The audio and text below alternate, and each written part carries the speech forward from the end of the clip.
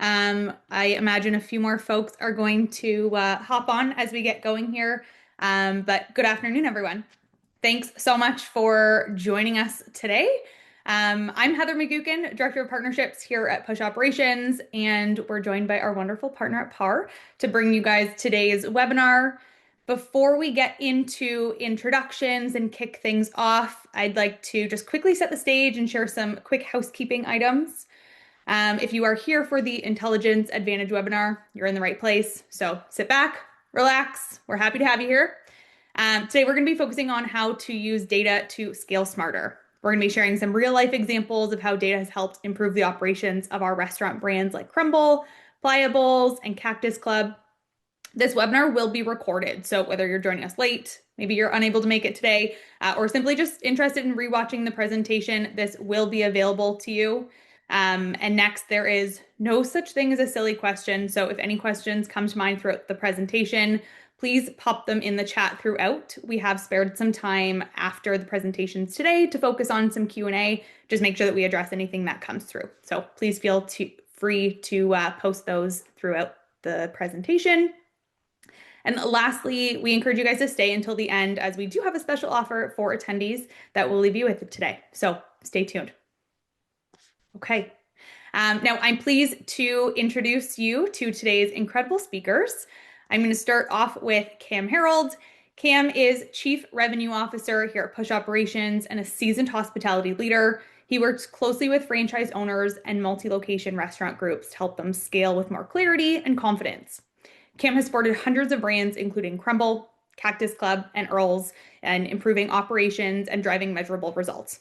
Thank you, Cam, for joining us today.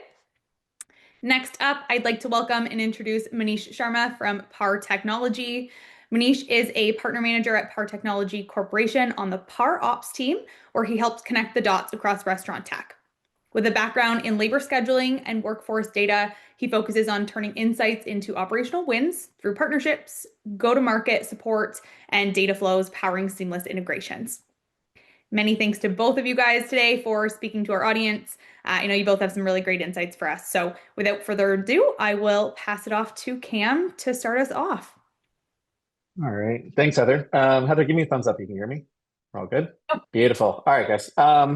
Appreciate being here and really excited to be here with our wonderful partners over at PAR. As we're going to go in to talk about data, restaurant intelligence, we're going to talk a little bit about AI and kind of all these really cool, not so new, but definitely at the forefront right now, pieces of the hospitality industry.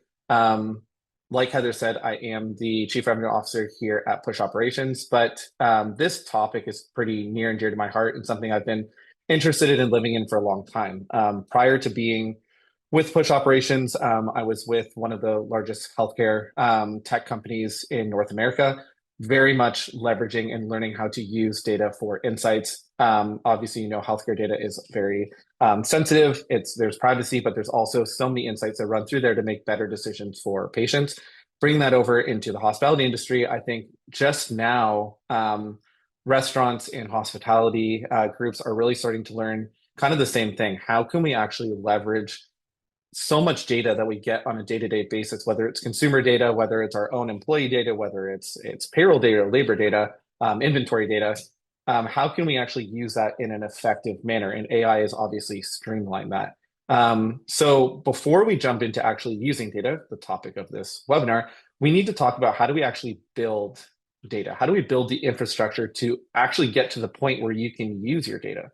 A lot of people just want to jump right in and start being able to leverage it for better performance, but you can't in a lot of instances because it's not built yet. So we're going to go into that with me today, and then I'll pass over to PAR to talk about actually how to execute on that. So to start this off, what is restaurant intelligence? And so if we jump over to the next slide here, restaurant intelligence is the ability to actually turn the operational data into faster, smarter decisions at scale. That's where everyone wants to be. We have intelligence, we have data, but how are we able to actually use it? Again, the question isn't if we have the data, it's whether we have the ability and the infrastructure to be able to utilize that. In a lot of instances, especially in multi-unit organizations, the answer is no right now. Everyone just kind of wants to slap on AI onto what they're using. And they want to slap on a couple of these buzzwords and say, okay, now we're going to be able to use it. But in a lot of instances, we do have to peel back the layers and build from the ground up. So that's what I'm going to go into today. I'm going to talk about the infrastructure here. So where do you start? I guess is the question here. How do you build the infrastructure? So for me and all the groups that I've talked to, and what I've seen across a couple different industries, you really need to start your infrastructure or your funnel, your data funnel. Like I said before, the biggest mistake I think anyone can make right now is just jump right into AI. It's a buzzword. There's a lot of products out there. There's a lot of systems that you can use out there. And if you're just jumping right into thinking that that's going to be your silver bullet in order for it to save the day, now you're going to be you're going to have that intelligence, or you're going to be AI native, or we're an AI focused group. It's just not going to happen right away. But it can. And honestly, there's four really easy steps in order to get there. At the end of the day, your infrastructure that you've built unlocks your intelligence. And so throughout this presentation, I'm going to go over just these four key topics. So there's your data capture and your data integrity. Then there's your data unification. And this is honestly the data capture part is probably the number one thing that I see that's the first problem. That's why it is the foundation to this. But data unification is probably the most common one that everyone on here will be able to resonate with. Having data live in a multitude of different areas, and you can't get it into one place to actually leverage the power that it has. The third one is going to be your intelligence layer. So now that you have it all, how do we actually build intelligence off there? And then once you're able to do those three things, now it's time to use AI. Now it's time to be able to leverage the power, which is AI, which is growing and changing every single day. You can use that now to have more predictive outcomes. You're able to use that now to have support in your industry. It allows you to have these restaurant operators actually scale what you're doing, make better decisions, better than actually most humans can, or getting you 80% of the way there. So we're going to start with data capture and data integrity here. So especially multi-unit restaurants, you generate thousands of operational signals every single day. Whether that's from consumer data, where you understand what people are buying, when they're buying it, how much they're paying for it, who's a repeat customer. You have a lot of data there. You have a lot of data with labor. How much labor is it cost to for $1,000 of sales? How much labor does it cost for your week? Who's late and who's not late for shifts? You're just creating all of these signals over and over and over again, and we need to be able to leverage these. But if the data is not captured in a consistent way, it kind of goes to waste, or it becomes extremely labor intensive and difficult to actually be able to use it. Um, and you need to be able to also do this as multi-unit across all of your locations. You may be thinking, if you're a multi-unit operator on this webinar here, we've got a lot of people here. You may think, okay, hey, I've got this really great operator at one location, and they're an all-star, and their data's clean, and they're forecasting great, and they are awesome at what they do. But that's not necessarily scalable. We kind of call that hero culture, where you get one good person. Now, can you get 20 of those same level of people? The answer is probably no. So, how are you able to scale that across multi restaurants? So, things to focus on here is standardization across workflows, consistent data capturing, and clean and structured data sets. And if you're going to take away anything, it's garbage in, it's garbage out. So, I'm going to tell a little bit of story here about an operator. They run like 1,200, 1,300 locations across North America. And we were working with them, and they actually only have 9 positions across all of their brand. It's a very, very simple kind of structure from the workforce. But in their current system, when they went back and looked, there was actually 2,900 positions in their labor system, which means the labor standardization wasn't across every group. Each franchisee or each location actually entered in what they thought they needed or what they thought these positions were called. That made it extremely difficult to pull out any insights because there's too many variations across it. So how are you able to, and we were able to help them standardize across all those to get down all those 2,900 positions and become just those 9 positions that they needed. So that's a really, really easy one that we see a lot of is just the data in and allowing just free text or allowing each individual operator to enter whatever they want into the system becomes garbage in essentially at the end of the day. And it might not be garbage for each individual operator, but it's garbage when you try to do this at scale. And so, that's where you need to start from the ground up and standardize all of the data. And positions is a really good one. There's so many different ones. It could be your inventory. It could be the way that you just run your forecast. Everything kind of has to be standardized from the ground up. So once you're able to peel back the layers and understand where are we breaking, where is data not standardized, and you can actually standardize it, then you can go to the next level, which is data unification. So even if you have data standardized across all of your business, so I'm going to use the positions one again. Let's just say that you do have the positions correct across every single group, as an example, or you do have the sales data working the same way at every single location. All the items are the same, all the SKUs are the same, your inventory is the same, you're tracking the same way. That's great. But what happens is a lot of these multi-unit operators have like 20 different systems. And now you can't actually bring all these different data points. You can't bring labor and inventory and sales and all these other data points and consumer data, reservations. You can't bring it all to live essentially in one spot.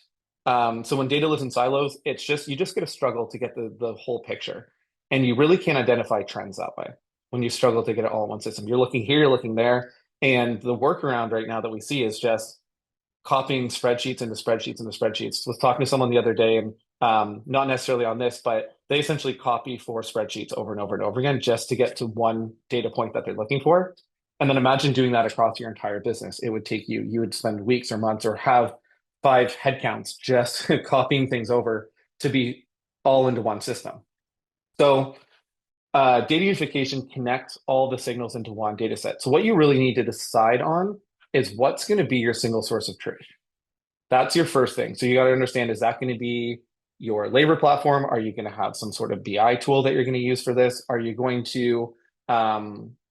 to house it in your own instance of data? And some people have the ability to do that. Is it going to be maybe in your inventory system or your POS? What's going to be that single source of truth?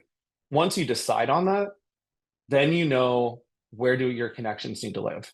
So let's just say you're looking at labor and sales data and payroll data, and you're going to connect it all, and your workforce management is going to be your single source of truth here. Now you know that you need great integrations or great connections with those other data sources to bring it all and house it all in one place. Um, Once you're able to do that, now you're starting to move a little bit quicker. You have fast reporting. You can pull a little bit of analytics. You might have visibility across multiple locations. And you might have the ability to actually start to slowly identify some trends. Still a little bit manual, but now at least you're connected. So going back to the last one, first thing you need to do is clean your data, have clean data. Then you need to connect all of your data together. That's step two. And I'll tell a little story. We're working with a pretty large group, say 50 locations or so, and they were showing us their current process, and they had to build a very large mind map of all their connected systems, where the breaks are, where they're connected. In this case, we do things manual. In this case, there's actual integration. It doesn't really work very well, but it's connected. And this thing looked like a blueprint of an entire building, basically, but it was actually just their tech stack. And that's the problem we're trying to solve. That's just not going to work anymore. You need a few key integrations with one source of truth, and that's how you will be able to build data unification. It's simple connections. It's all data flowing through one place. And so once you've actually accomplished that, you can go to the next level. And this is where things start to get a little bit more fun. This is the intelligence layer. So this is when you can actually turn that clean data in a single source of truth into operational data that's actionable. So you can start to abstract from it. You can start to create, like I said, some trends. But now it's what you need to have a system here that's able to use this and set real-time alerts, real-time dashboards. So it's one thing to get the data in the past tense, but the intelligence layer is how are you getting the data in real time? So it's great if you're able to pull reports, trends for your last 30 days. You sit down in a meeting, you may have a monthly meeting with your management team, and you're like, okay, what did what did February look like? It's March 12th. You guys get together, you get into a boardroom, and you're like, all right, February looked like this and that, and we had good results here, and we're a little high on labor there, and we have food costs is a little high here, food waste is a little low there, whatever it might be. But that's great to make decisions now for the future, but then you're going to wait another 30 days to figure out if what you did actually helped. So the intelligence layer is you're going to need a platform or a tool to support you in real-time alerting and real-time updates on the decisions that you're making. You want to be able to do things in an hour, not in a month. Um, so having that tool, you're able to, okay, I'm going to take my data, I'm going to be able to make decisions in real time, and then I'm going to be able to also compare, especially as a multi-unit operator, you want to compare what's our baseline, which stores or which locations, what restaurants are doing well, and which restaurants are not doing well, and be able to act on that quicker. So without that data unified all in one spot, without that data that's standardized, you can't get to this point. But once you can get to this point, now you can actually start seeing and getting real results from your data. But only again if you're able to benchmark, track, and compare. Um, you're able to gain the ability to see your issues earlier. And I think that's one of the biggest things is we're at a time now where, instant gratification is huge. And in a lot of instances, that's a bad thing. That's not a bad thing here.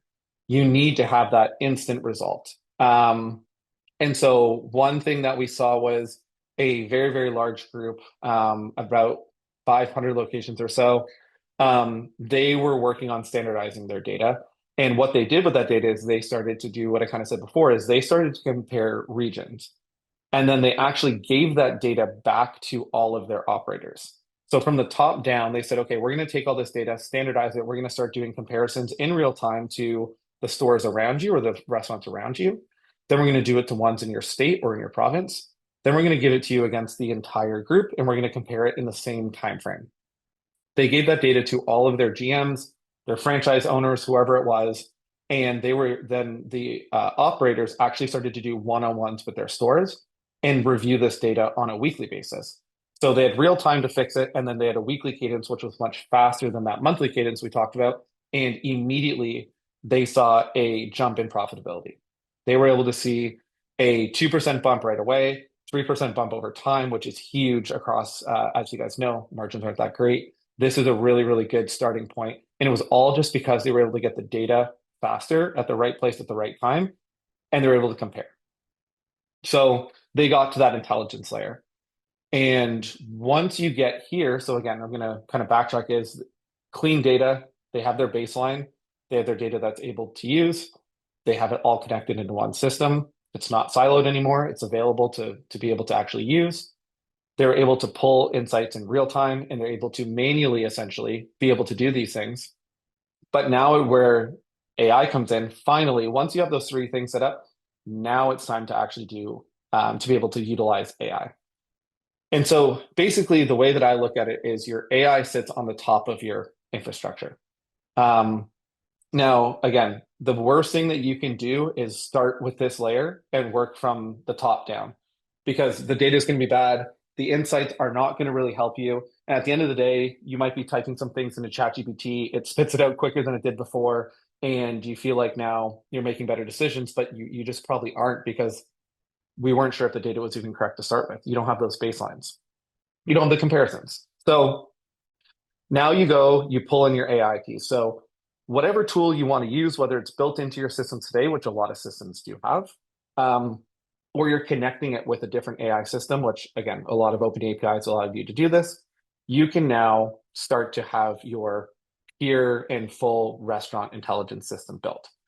So when your foundation is strong, AI can predict, recommend, and detect things most likely faster and a little bit better than operators or as good as your best operator. And I do really believe in human in the loop here, especially in the hospitality industry. And I'm going to go back to a point I said before. You may have 10 locations and you have those one or two operators, GMs, owners, whatever that might be, that are absolute rock stars. They're going to do this. They've been in industry. Their gut is super strong. They can predict the rain. They can predict, down to the cent, how much sales they're going to have in. They're really great. But it's not you're not going to be able to scale that person across 10 locations And it's not realistic to think that you could hire 10 of those people.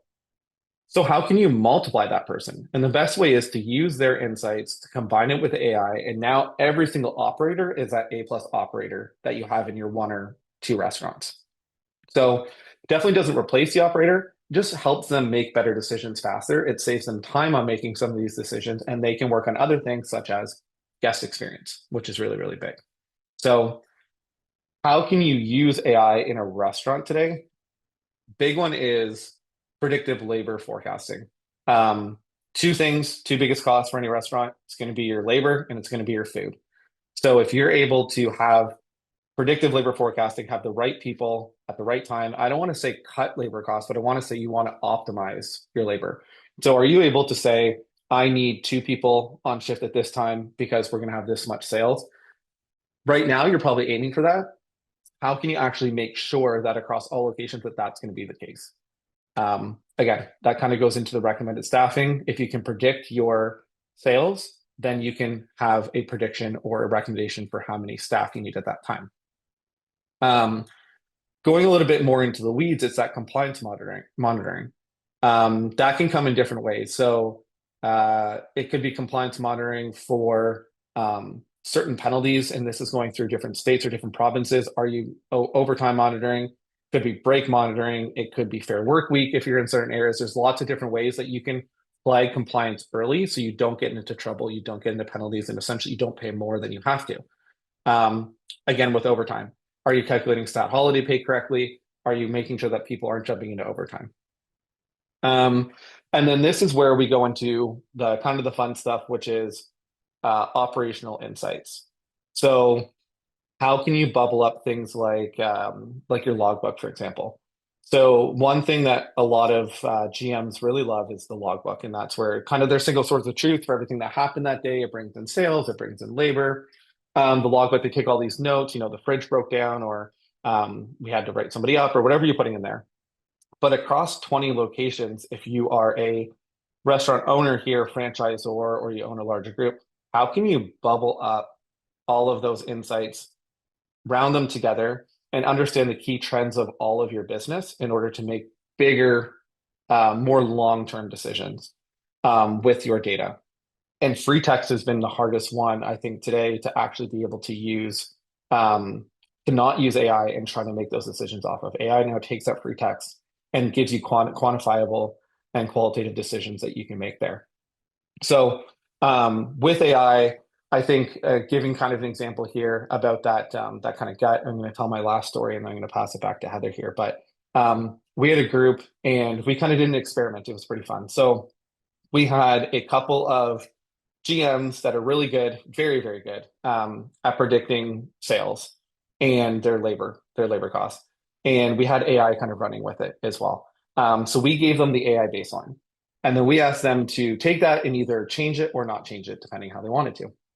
Um, we had one of the GMs decided to make a little adjustment. I think there was something going on in the area and wanted to increase labor a little bit because they thought they were going to see a little bit of spike.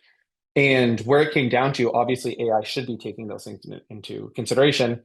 Um, our AI forecast was actually off by $13 for the entire week, end to end. And that operator was off by like $1,300 for that week. Both very, very good. Obviously, both forecasts, you'd be very happy most time with $1,300 off, especially when you're making as much money as this group does on a weekly basis. But to get within $13 is just something that there's so many factors into your sales that it's really, really hard without the help of AI now to get to that level of granularity and be able to factor in things that are happening in the moment. Oh my gosh, it's starting to rain. Um, the Jays made the playoffs, and now sales are going to spike on game day on Tuesday. The restaurant beside me is shut down, and so I'm going to get an overflow of their sales. And these little things that all of you guys know just happen on a daily basis, and it's so hard to track unless you have someone who's like particularly dialed in on every single nuance. It's really hard to capture all of these things, and so going to kind of wrap it up here and pass over to our partner Par. But just to go back over the infrastructure, you need to capture clean data. You need to build all that data into one single source of truth. You're going to layer on your visualizations, you're going to layer on your intelligence, and then you're going to have AI kind of tip you over the scale to be that here intelligent restaurant that I think everyone wants to be. So it's a lot of talking for me. It's a lot for you guys to listen to, but I appreciate it. I'm going to pass it back over to Heather here. Awesome. Thanks so much, Cam. Really like what you said, and I think, you called out that lack of data isn't the issue. And it sounds really relatable in that there's so much data and, oftentimes we don't really know what to do with it. But thanks. I think you broke it down in a really digestible way and gave the audience some good suggestions to really start utilizing AI without having to be a true expert. So thank you for that. Great overview. I will pass it over to Manish at Par. Hey guys, everyone. I'm Manish Sharma. I'm one of the partner managers at Par Technology. I really help connect data systems through different APIs, backhouse systems, POS systems, payroll companies like Push to really understand and use that data that Cam talked about. Previously, worked on a lot with labor scheduling, anywhere from SMB, one mom and pop operator restaurants, all the way to 50 to 1,000 locations as well. And so what we're really talking about is how do we take all that data that Cam has, layered up from clean data, intelligence into an operational advantage? Because like Cam said, restaurants generate a massive amount of operational data every day. And how do we really kind of use that data to scale up faster? Because the one thing is that, every transaction has to run through a POS, every clock in, clock out from employees, inventories, refunds, delivery orders. All of these activities are creating data within a restaurant ecosystem, right? Doesn't matter if it's, like I said, 50 locations or 1,000 locations. But the real challenge for operators isn't collecting the data, is turning that into insights that actually make better decisions. That's where operational intelligence platforms come in. They can take a lot of that data and create insights that matter most to running the business, whether that's store performance, coaching teams, or protecting the margin. All those three kind of layers add up together. For example, large brands like Taco Bell use operational intelligence platforms to really help their field leaders quickly and understand what's happening across their stores, where they should focus their attention. Ultimately, the goal isn't more reports, it's helping better coaching and better decisions that makes the business move forward. And then we kind of go into the next slide with the restaurant data opportunity. You have so much transaction, right? Labor scheduling, workforce management, inventory, even guest feedback platforms. Each of these systems provide valuable insights into the business. But one of the biggest challenges that data often, like Cam mentioned before, lives in different places. Managers have to pull reports from several different systems to get a complete picture of that overall performance. That leads to a few common problems. Like Cam said, compiling reports can take time. Second, managers need to spend more time looking at spreadsheets than actually running the operation. I think one thing that we forget when it comes to restaurant operators is obviously guest experience is important, but the people running those restaurants really enjoy those interaction with customers, making sure that, the food is good, the drinks are good, and all those things. They're not necessarily an expert when it comes to analyzing data or actually looking at those spreadsheets. How can we use, intelligence platforms to make that easier for them to have that better operational view of the business? So instead of chasing those reports, they're actually have understanding from a bird's eye view level what's happening across their restaurants. And so I think that's the biggest opportunity that we have when we're collecting all this data. And that brings me to my point with coaching operations with data. For multi-unit brands, leaders, like I said, are responsible for multiple locations. That could be 10 stores, 20 stores, and even, 1,000 stores. And you can't physically go to each store each day.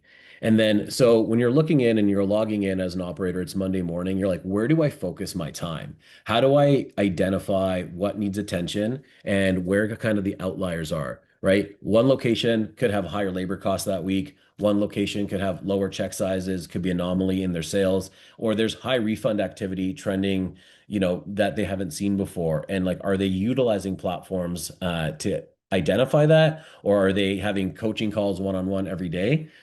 Like I said, brands like Taco Bell use that across different districts, states to really understand where they can make the biggest impact. Because instead of reacting, like I'd say, weeks later, they can step in a little bit earlier and support teams and improve performance faster before it's too late. And that's where I really tie it in with protecting that margin with data. Cam made a really good point earlier about where's the two biggest variables when it comes to cost for restaurants. Labor is a big one, right? There's only so much you can take your labor percentage down to a certain point because you still need a good guest experience, like I mentioned before, about having enough staff on duty. If it's Friday night, Saturday night, like Cam said, the Jays playoffs, they're in town. How do you staff correctly?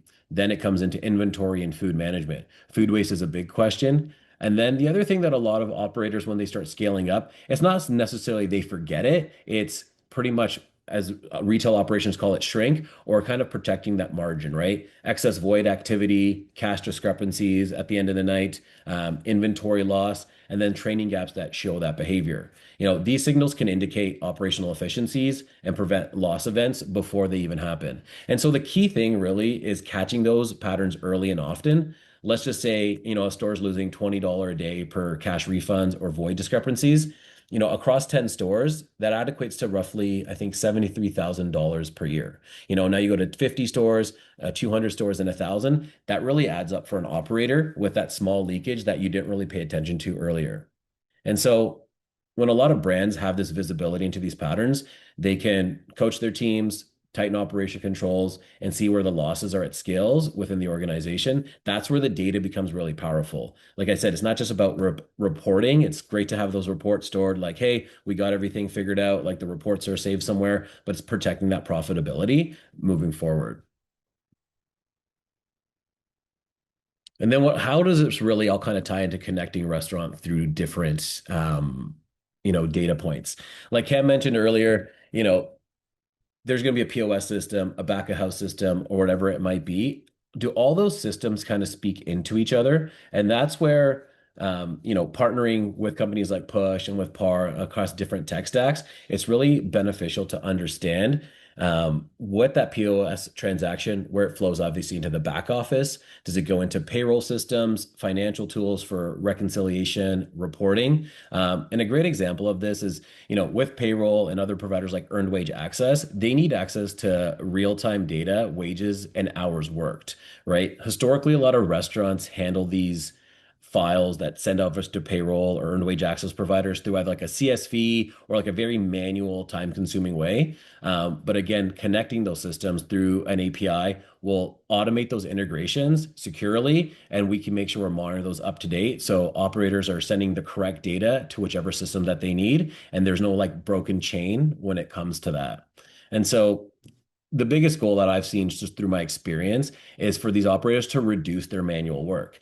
The less time they're spending sifting through reports, the less time they're understanding, hey, where's my data actually being sent and am I getting the right information? That actually helps the restaurant operate more efficiently. Like I said, better guest experience for the customer that's walking through the door, more time for, kitchen managers or district kitchen managers to spend time on menu creation and improving that experience instead of just becoming IT professionals and let us kind of handle that. So I think really to summarize all that, I know I speak a little fast, is that restaurants generate a ton of data, and we all know that. But the opportunity is how do we drive those decisions smarter? And that's where, intelligence platforms really step in to coach the teams, protect the restaurant margins, if that's labor, food costs, or shrink, and then connecting the systems across the board. So when all of these pieces work together, that's when restaurants really can understand, hey, are we going to go and, open a new location? Should we add another brand into this when it comes to franchising? Because each franchise operator is going to be a little different when it comes to working with corporate. When you have a good system in place and you analyze that data and you understand where each segment kind of goes through, that helps you scale faster and a lot smarter. So that's where I'm just going to wrap up here, Heather. And then if there are any questions, I'm definitely happy to answer that. Amazing. Thank you so much, Manish. I really like that you tied a lot of things, back to better protecting margins. I think everybody really is in the business of making money, so it's important to tie things back. And yeah, you gave us some really good guidelines on how to better drive business focused decisions. So thank you so much for that. Okay. I think we're going to give everyone a quick moment to pop any questions that you might have in the chat, and we can get into our Q&A session.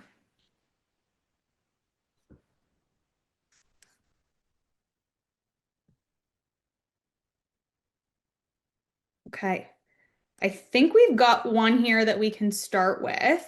Um, and Manish, I think that this is going to be a good one for you, but what's one mistake you see operators make when adding new technology to their systems? Yeah, that's a great point on that because like when you're looking at different, like I said, there's a lot of noise when it comes to software, right? Getting into restaurants. And so for me, it's like integration kind of matters more than the individual tools like I spoke about. Like, are these systems be able to speak to each other? And is it consolidated from where? Like if I'm adding this in and those systems don't be able to speak to each other, a lot of software operators are giving timelines of, we can't speak with this or it's coming down the pipeline. It's understanding also like why do you need that information? Is it affecting your day to day right now? So that's kind of the biggest ask if I'm an operator looking at adding a new system into my stack. Thank you. Yeah, that's great. Looks like we've got another one here. Kim, I'm going to poke you for this one, but how do you see restaurant data evolving over the next few years? Yeah, that's also a really good one. So there's quite a few different ways. I think two main ways it's going to evolve is one is I think people are going to start looking at data that they didn't think was possible to kind of quantify. So I've seen this already, but it's repeat customers has been kind of a difficult one over the past that now people are starting to look at a little bit more. So AI, the one thing that it does do is be able to capture things that were kind of uncapturable before. So that's one way that it's going to change. And then two, it's going to be the output. So maybe there was the ability to capture data before, but there was no quantifiable or really easy way to use that data. And again, this is where AI is coming in to help you. So yeah, we know that we said the Jays are going to use them again. Yeah, we know the Jays were in the playoffs last year. We know they're in playoffs this year. We saw kind of random sales here, random sales here. That's great. We're going to kind of staff accordingly, but what are those other factors that layer onto that day that can get you even closer to where you want to be to have that prime guest experience, but also be able to um, not overstaff your labor. You don't want to overreact and say, oh, we need 10 more people. There's going to be a whole influx, but is it raining? Did they open up 5 bars next to you since the last time that the Jays were in the playoffs? Like those are the things now that we can pull in and you'll be able to use a little bit more effectively. Amazing. Thank you for that. Yeah, I think guest experience is definitely top of mind for a lot of people. So it's great that there's some insight there. I think this next one, Manish, probably a good one for you to take on here, but how can I identify underperforming locations quickly? Yeah, but the biggest thing I look for is usually the outliers. Yeah, if like when you say, for example, just 100 stores, right? What's a big outlier, right? Again, Heather, as you know, labor, that could be a big outlier, food cost, inventory variances across the rest of the brand. That's where I usually start digging first. If it's a 2 or 3% discrepancy between a few stores, okay, that's usually like standard across the board. You can kind of dive in it later. But if there's one outlier that has, say, 40% labor compared to the rest are at a baseline of 25%, like let's take a look to see what's going on there. And then that's how we can really, put more effort or into training on site. Thank you. It looks like we've got one last one here, but do we have specific examples or ways to use the data in Push? And is there someone to talk to in order to set this up or look into this for our specific business? Yeah, that's a really good question, and it's would love to have someone talk to you because it a little bit broad in the fact that what data do you want to use? Push obviously does a lot of different things, whether it's from the HR side down to your labor management side, down to your payroll side, and so depending on what piece, all of that is absolutely usable. We have just released a business intelligence tool that's probably the best way to be able to utilize this as a whole. But if you're looking to maybe use something like the AI forecasting or things like labor guides. Like there's other ways that we're able to support in that. So would love to talk more with the person. I did shoot him a quick message and someone will reach out. But yeah, there's quite a few different ways. I would say business intelligence is one, and then layering on the AI aspect is definitely the other. Thanks so much for that.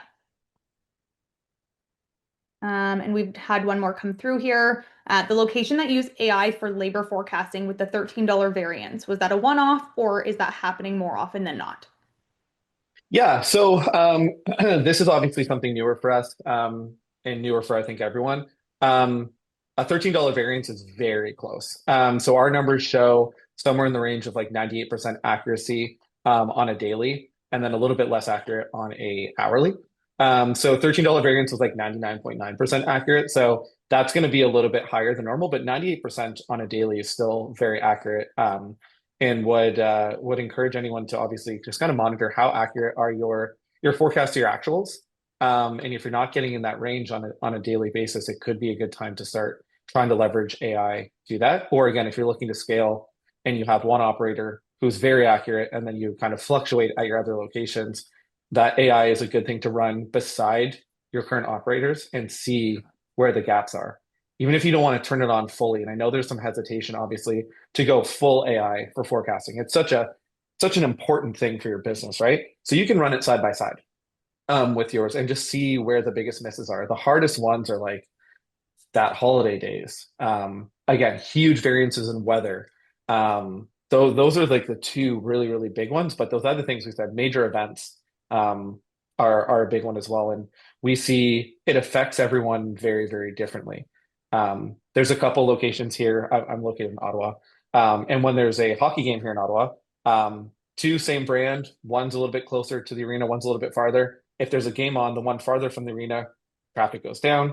One closer to the arena, traffic goes way up. So you got to know what that event actually does to your business or even to just each individual location. Thank you. Mhm. Okay, I think we've got a few more here. Manish, I'm going to tap you on this one.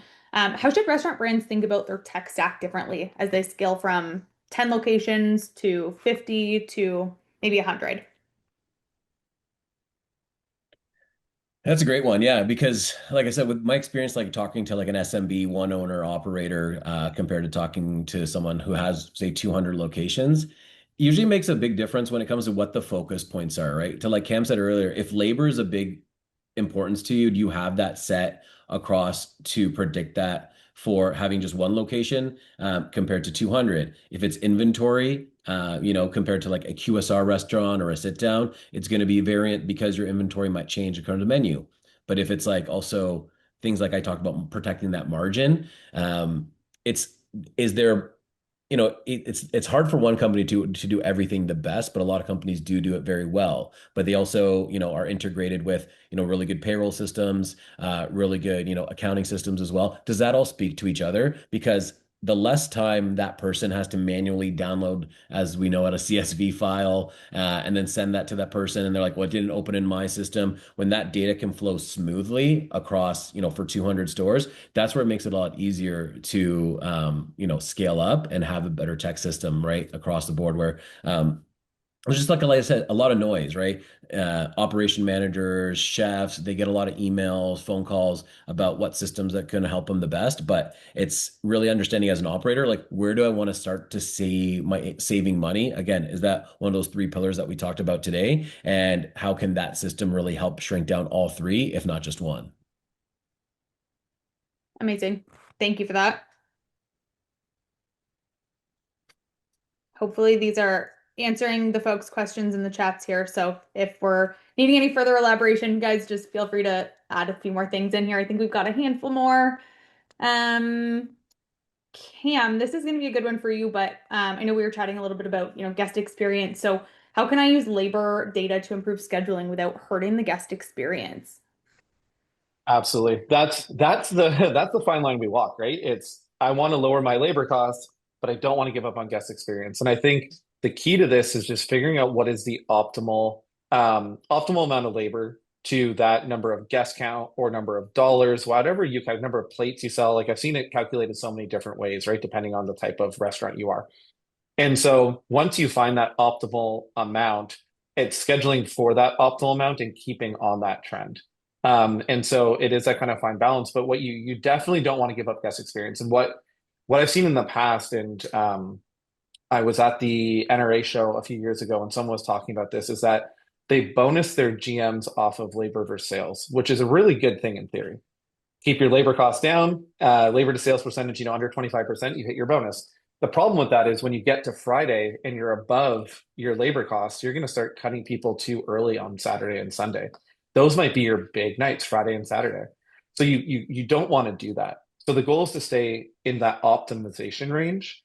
And that optimization range should give you, you should work that out ahead of time. What is the most profitable I can be at kind of that level, and then have a system that like we do, which actually gives the GM or gives the operator a line on a daily view, and you're just trying to match up line to line. You're not trying to be over or under. You want to keep right at that optimal. So what we call them is labor guides, and you can pass these labor guides down to any different amount of units. Basically, it's like for every 10 guests, we need one chef. For every 10 guests, we need one server, and just stay on that kind of trend the whole way. Because I'm fully in agreement. The last thing we want to do is, especially in this day and age, is move away from guest experience. With prices getting higher, interest rates at one time were on the rise. People had less disposable income. They're coming to you for guest experience. That's your differentiator. And Cam, I just want to add to that point. The conversation we had Yeah. earlier was you mentioned a really good point about like having the right person on that shift, right? The one with the most, not necessarily the most experience, but the one that, is, has good sales amounts, good training, good, logging everything properly. And that kind of references into, like you said, if it's a big Friday or Saturday night, the band's in town, are you having the key staff members that you need for those evenings, or at least training the people up to work those shifts? Oh yeah, so important. Who's your best closer on a Saturday night? Who's your best opener on a Wednesday? Who does best in the dining room? Who does best in the bar? So important. Yeah, definitely a lot of variables there. I remember myself even last fall talking to an operator, specifically talking about guest experience and profitability, of course, was top of mind when it came to scheduling your staff, but more importantly for them was making sure that they were actually adding in a few more staff to make sure that their wait times were down and people would come in and get their food quickly so that they would focus on getting those recurring guests. So definitely, something I think a lot more operators are focusing on and making an effort to really accommodate these days. Okay, and I think we have one more, which I might put out to either one of you to answer, but what challenges appear first when brands grow quickly from a handful of locations to dozens of locations? What do we think they're running into first and foremost? I can kick it off here.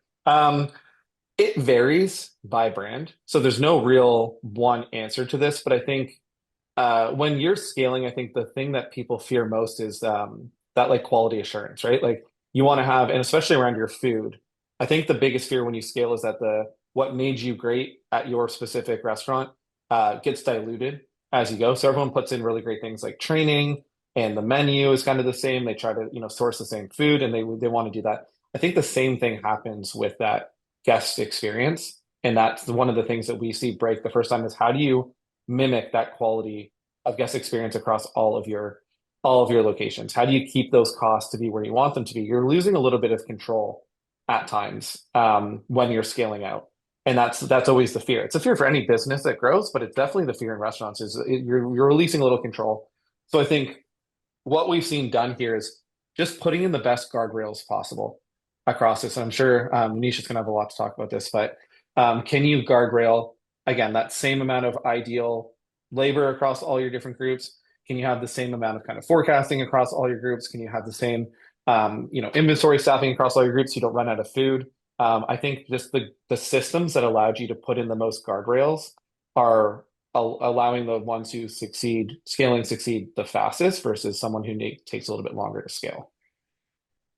Yeah, and great point, Cam. To piggyback off that, guest experience is one factor, but one thing is, I think it doesn't get unnoticed, but is an employee experience, right? If you're an operator of a franchisee of one brand or two brands, you're able to build relationships with your employees, have that employee retention, the training. When you go to open that third location or that 300th location, how are you scaling that experience for the employees that work there, right? At the end of the day, the culture, the atmosphere, are they looking forward to going into that shift? Are they kind of nervous to go into that shift because they've lacked that training? Because what works in a certain province or state might not work in the other. And so it's be able to have those, procedures and policies like across the board, but be able to like scale the culture. And I don't want to say quote unquote vibes. You can't really scale the vibes, but like, how does it make it a fun, happy atmosphere for that employee that wants to actually stay there, put in good effort, and be, a retained employee for the long term?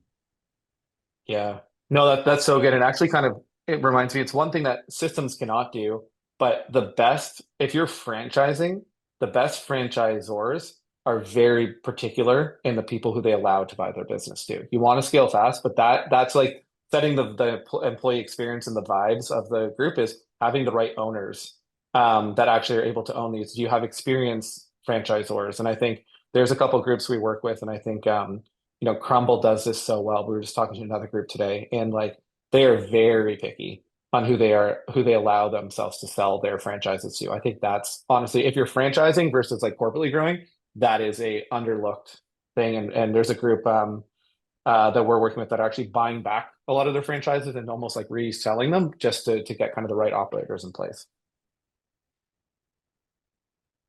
Some really good stuff. Thank you guys. Okay.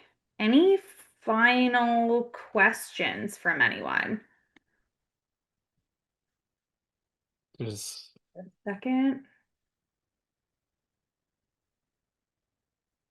Okay. Okay, well, I think we're gonna move into the offer. So Cam, I'll pass this one to you to chat through. Absolutely. So yeah, very excited. Again, thank you, PAR, our partners on this, and for a great webinar. Seeing lots of people on the webinar and stay to the very end, which we love. So we're giving a great offer here for all of you. Stayed is connect with Push. So we're excited to offer 3 free months for participating in this event today. So for all new Push users coming on, we are going to give you that kind of first quarter of your year for free on Push. So if you are interested in that, again, we'll connect with our team today. You can connect with us, obviously, online. And yeah, you can redeem this offer. Amazing. Well, thank you both so much, Cam, Manish, for chatting with everyone today. Thank you, everyone who has hopped on and attended today. We appreciate it. With that, we'll leave you guys to your afternoons, and thank you so much for attending. Thank you. Thank you. Thanks, everyone.